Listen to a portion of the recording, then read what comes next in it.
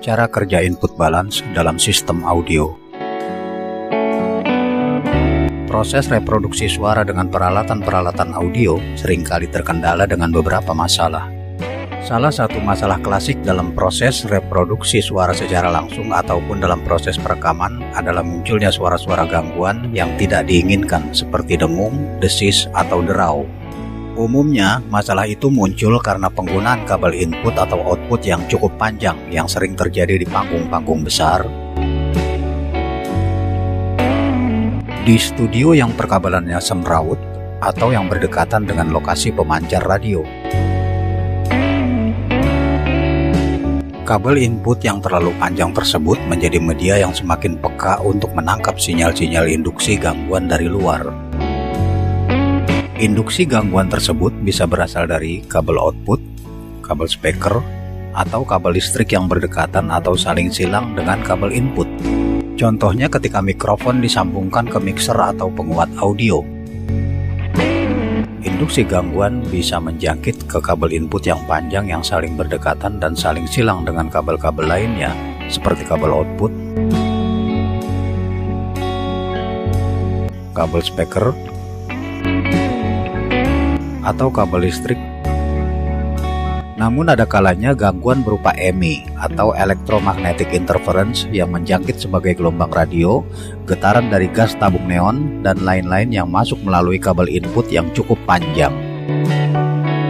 Lalu, bagaimana solusinya?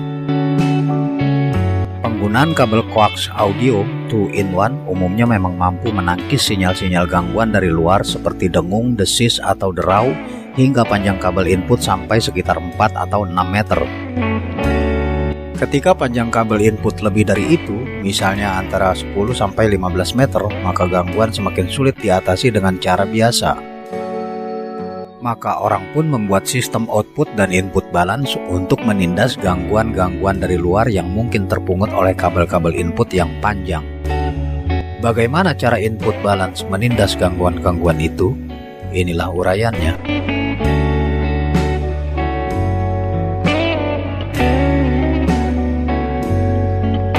Input balance dibangun oleh rangkaian yang disebut differential input amplifier. Bentuk sederhananya kira-kira seperti ini. Ada dua jalan masukan, yaitu input non-inverting dan input inverting. Dan ada satu keluaran, yaitu output. Kita gambarkan saja simbolnya seperti ini.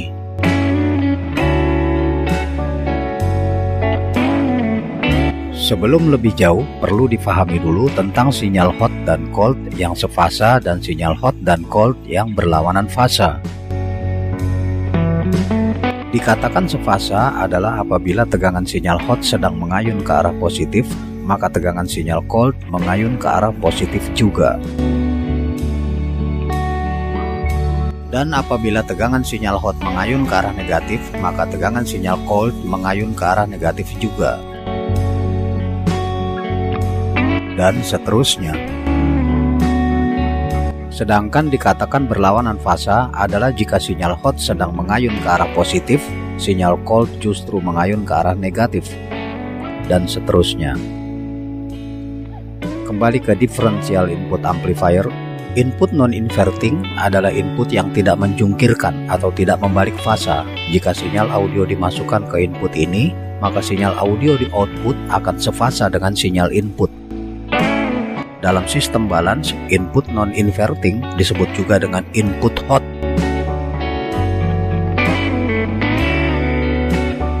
Sedangkan input inverting adalah input yang menjungkirkan atau membalik fasa. Jika sinyal audio dimasukkan ke input ini, maka sinyal audio di output akan berlawanan fasa dengan sinyal input. Dalam sistem balance, input inverting disebut dengan input cold.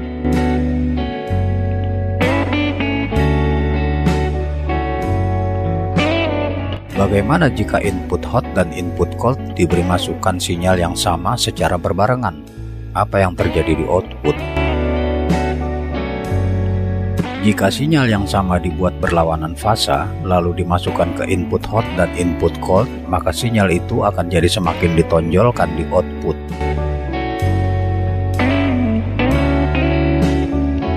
Namun jika sinyal yang sama dengan fasa yang sama juga dimasukkan ke input hot dan input cold, maka sinyal itu akan jadi semakin dilemahkan di output. Idealnya, jika level sinyal di input hot dan input cold setara, maka level sinyal output akan 0. Begitulah sifat-sifat differential input amplifier. Menonjolkan sinyal-sinyal input yang fasanya saling terbalik dan meredam sinyal-sinyal input yang fasanya sama.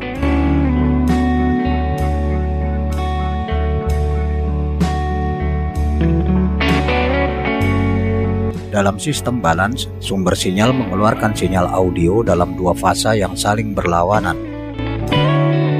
Dua sinyal audio ini disalurkan melalui saluran balance untuk diumpankan ke input balance. Input balance yang merupakan jalan masukan dari differential input amplifier menerima sinyal audio ini sebagai dua sinyal yang fasanya berlawanan, maka ia pun ditonjolkan di output. Sementara bersamaan dengan itu, saluran balance yang berupa kabel koax 3-in-1 yang panjang terinduksi oleh sinyal-sinyal gangguan dari luar. Gangguan dari luar ini menjangkit secara serempak ke jalur hot dan cold.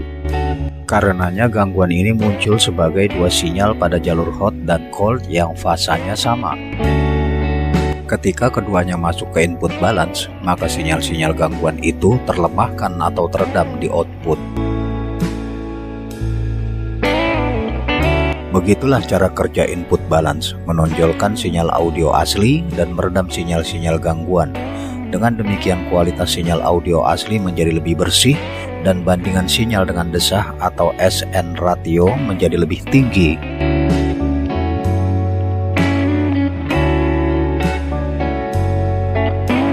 Dari pemaparan ini, kita bisa menyimpulkan bahwa input balance bisa berperan sebagaimana mestinya, yaitu menindas sinyal-sinyal gangguan yang terpungut oleh saluran kabel input yang panjang dengan beberapa dukungan fasilitas, yaitu sumber sinyal harus mempunyai output balance. Transfer sinyal harus melalui saluran balance.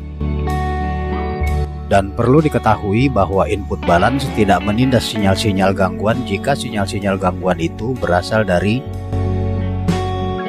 sumber sinyal yang bermasalah atau rangkaian internal input balance yang bermasalah sehingga menimbulkan gangguan. Tertarik ingin merubah sistem audio Anda dengan sistem balance? Emang mau manggung di mana, bro?